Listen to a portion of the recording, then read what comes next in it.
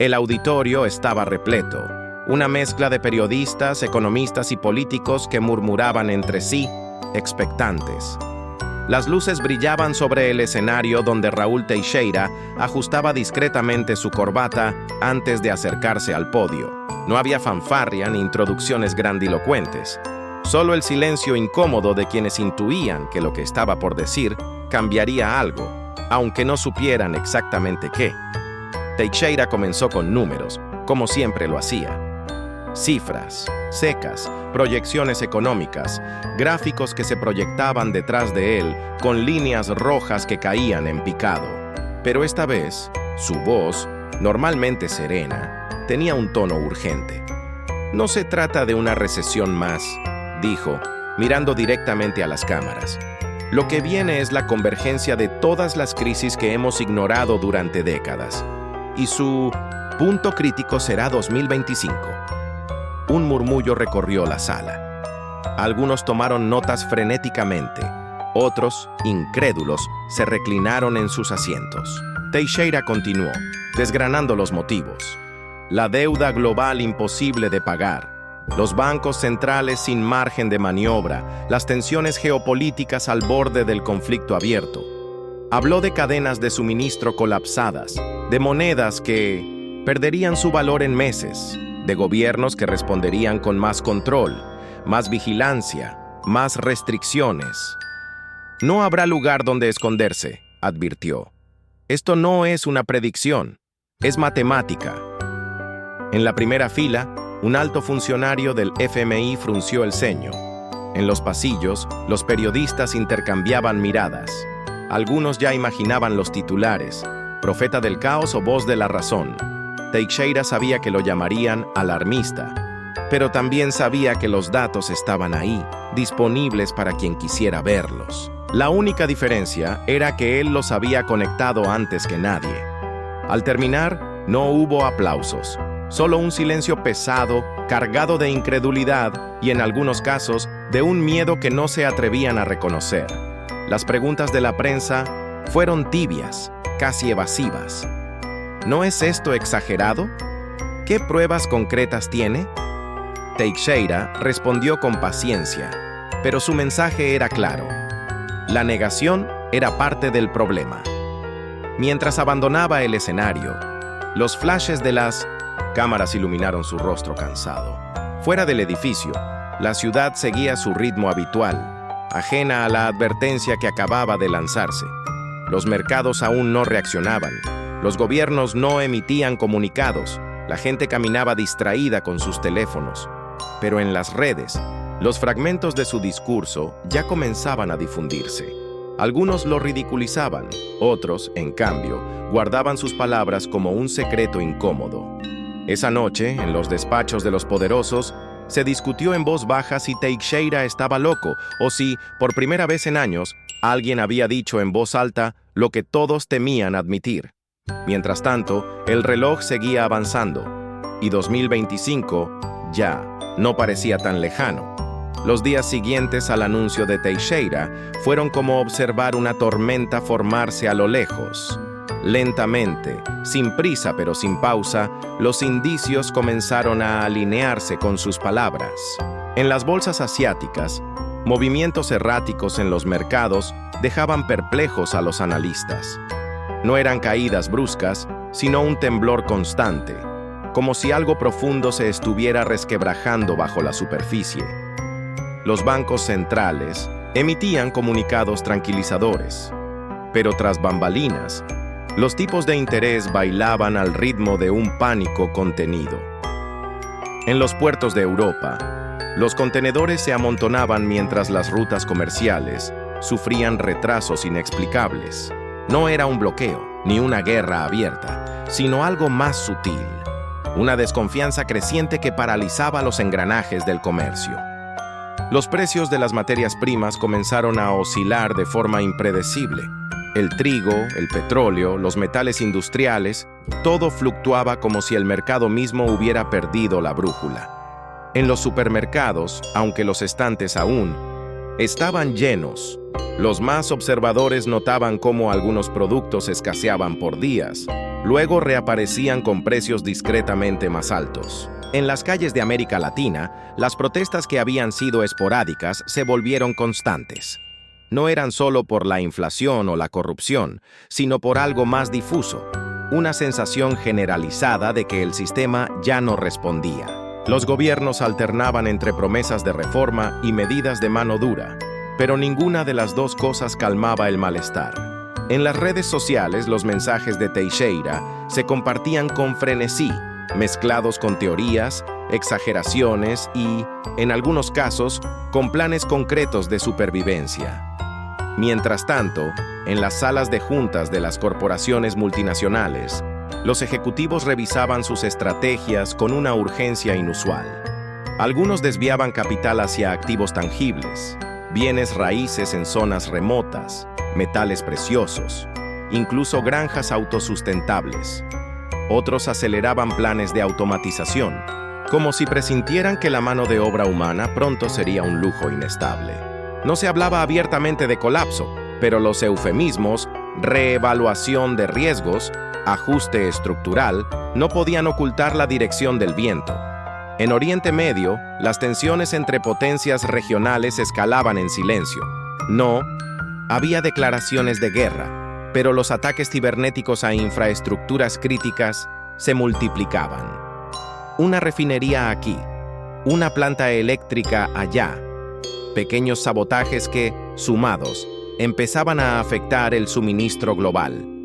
Los mercados de energía reaccionaban con sobresaltos, y las reservas estratégicas de los países se consumían más rápido de lo previsto. En las universidades, los economistas más jóvenes revisaban los modelos tradicionales y encontraban grietas.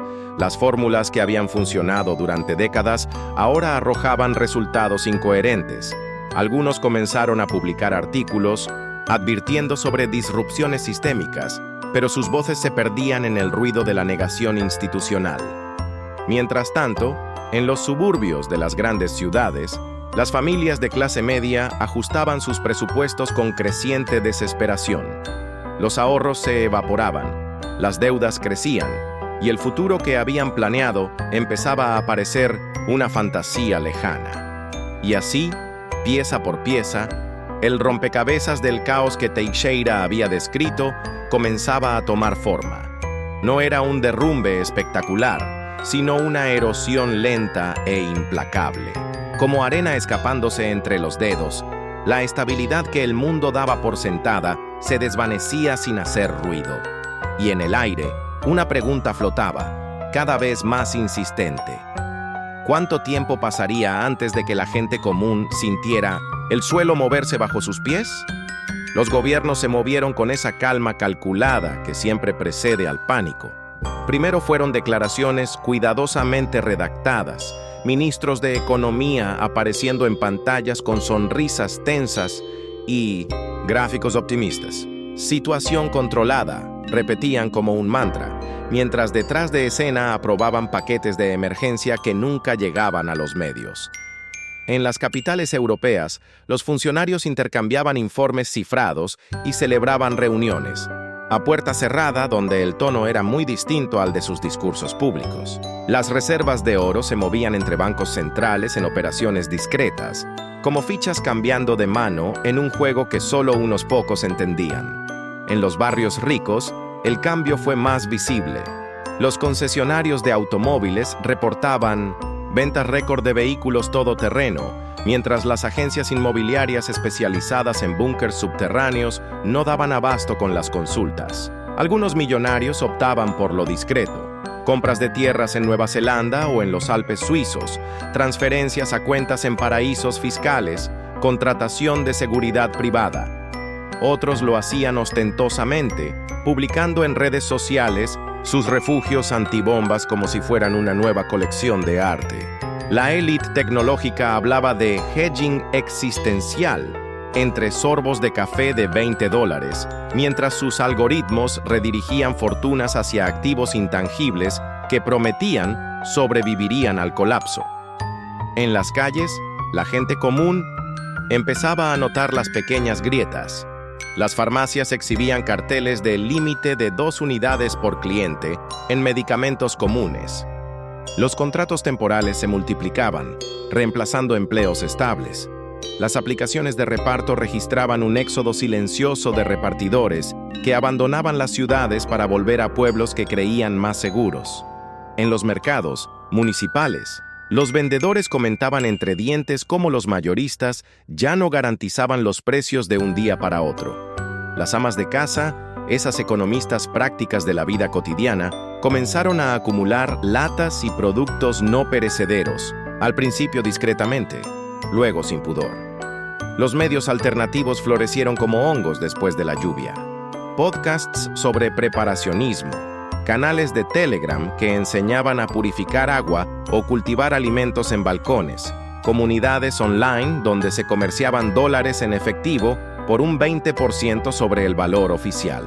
La paranoia y el sentido común se mezclaban en proporciones variables.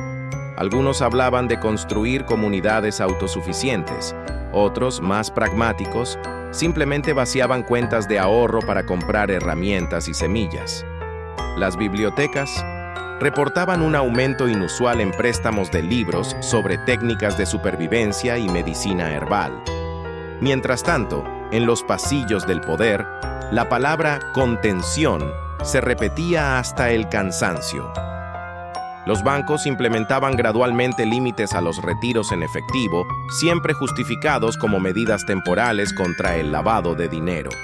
Las redes sociales empezaban a etiquetar como información engañosa cualquier mención demasiado explícita a la crisis que se avecinaba. Los mismos políticos que meses antes habían ridiculizado a Teixeira ahora citaban estudios ambiguos que, curiosamente, llegaban a conclusiones similares, aunque con lenguaje más moderado. En las fábricas, los turnos se extendían para compensar la escasez de insumos. Los trabajadores volvían a casa exhaustos, pasando junto a carteles publicitarios que seguían prometiendo vacaciones paradisíacas y los últimos modelos de teléfonos. La disonancia era palpable, pero nadie la mencionaba abiertamente. Era como si toda la sociedad hubiera entrado en un pacto tácito de normalidad ficticia, sabiendo que debajo de la superficie algo se rompía irreparablemente, pero decididos a seguir adelante hasta que el suelo cediera por completo bajo sus pies.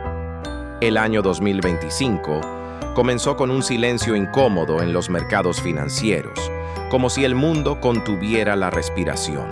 Los primeros días de enero, las bolsas fluctuaron erráticamente, con caídas repentinas seguidas de recuperaciones inexplicables.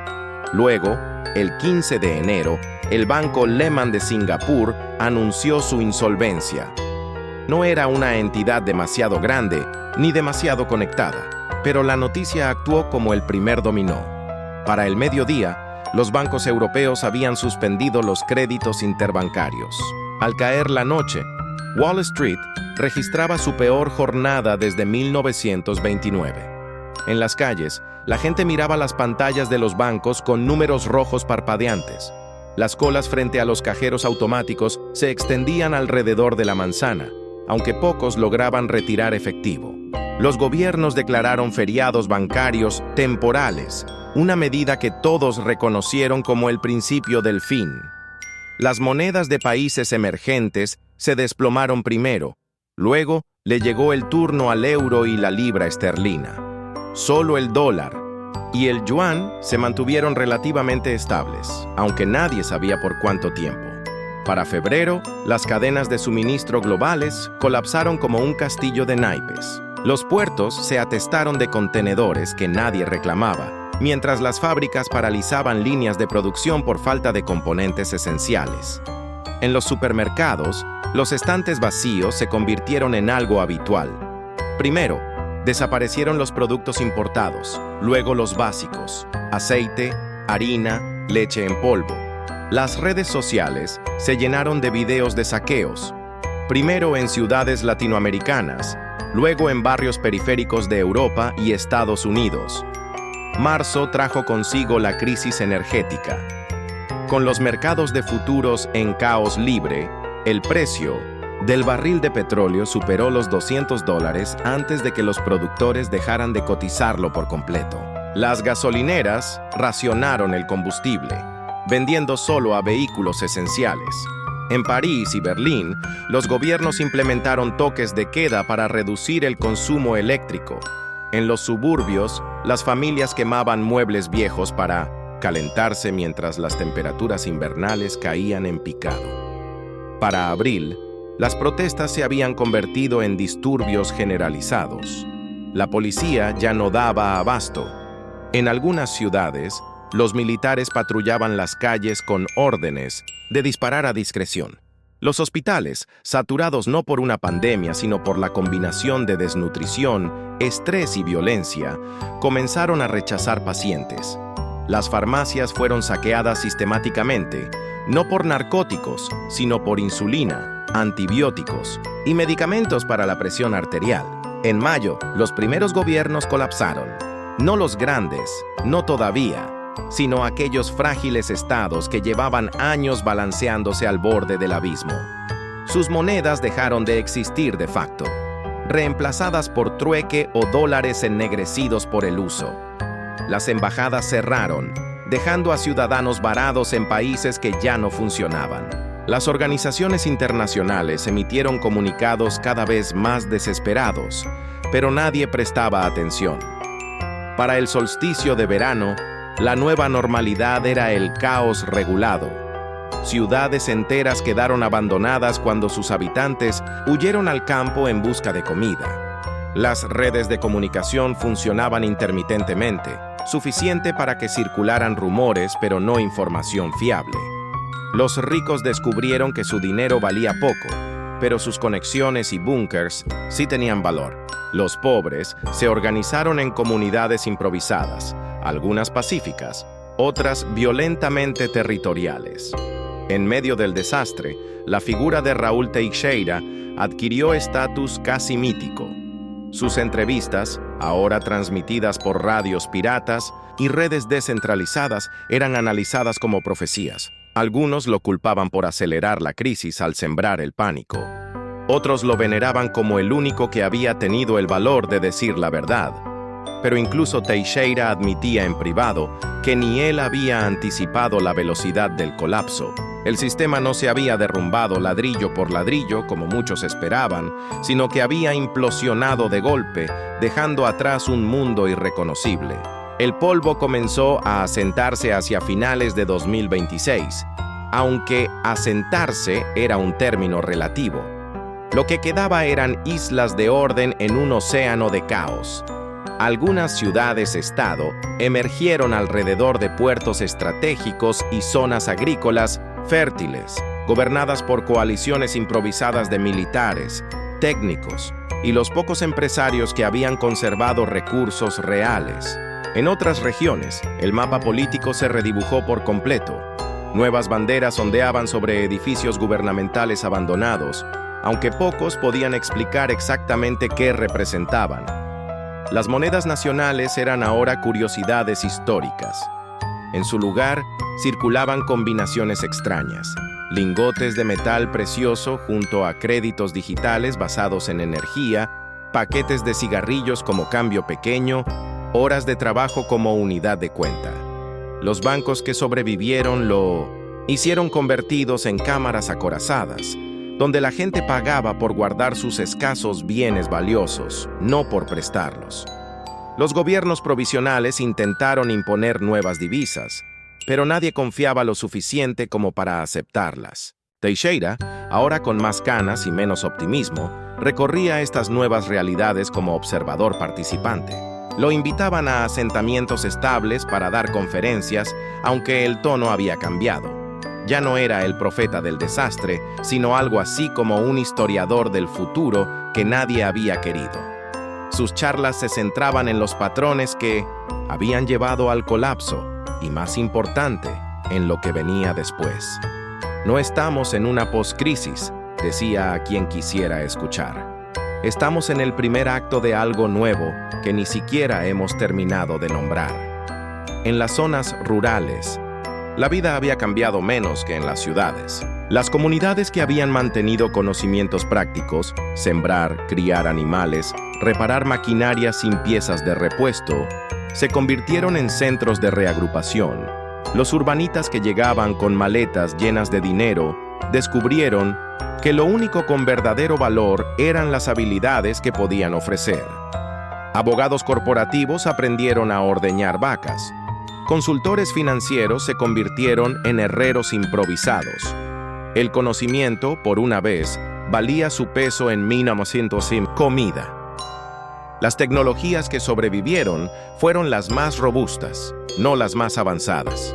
Radios de onda corta sustituyeron a los smartphones, bicicletas y carretas a los coches, hornos de leña a las cocinas eléctricas. Pero en algunos enclaves, manteniéndose con energía solar y redes mesh, pequeños grupos de ingenieros y científicos trabajaban en lo que llamaban el kit de supervivencia de la civilización: bancos de semillas, bases de datos offline, medicamentos esenciales producidos localmente. Lo más curioso fue el surgimiento de nuevas formas de gobierno. Algunas comunidades revivieron asambleas vecinales olvidadas desde la Edad Media. Otras experimentaron con democracias digitales limitadas. Unas pocas cayeron en autoritarismos brutales. Pero en todas partes había un consenso tácito. El mundo anterior no volvería, y eso no era necesariamente malo. La obsesión por el crecimiento infinito había muerto, aunque nadie sabía bien con qué reemplazarla.